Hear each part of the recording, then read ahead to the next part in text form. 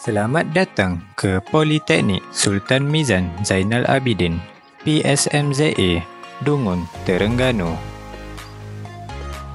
PSMZA mempunyai dasar keselamatan dan kesihatan pekerjaan dan merupakan kampus bebas asap rokok.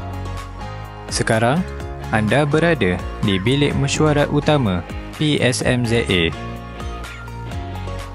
Bagi makluman semua, bilik ini dilengkapi sepenuhnya dengan sistem keselamatan bagi menangani sebarang kecemasan. Sila tumpukan perhatian anda kerana taklimat keselamatan ini amat penting jika berlaku sebarang kecemasan. Berikut adalah tindakan dan langkah-langkah yang perlu diambil semasa berlaku kecemasan. Sekiranya anda mendengar loceng keselamatan berbunyi,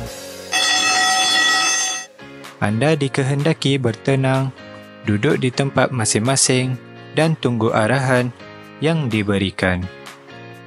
Sila beri keutamaan kepada warga emas, orang kurang upaya dan wanita mengandung. Anda dikehendaki keluar melalui pintu yang berdekatan dengan anda dan bergerak secara teratur.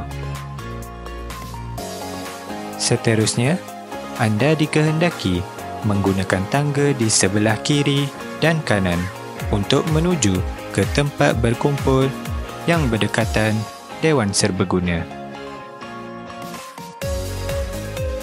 Sekiranya anda memerlukan bantuan, sila hubungi unit keselamatan PSMZA di talian 09-840-0911. Semoga taklimat ini dapat memberi manfaat kepada anda semua dan semoga majlis berjalan dengan lancar.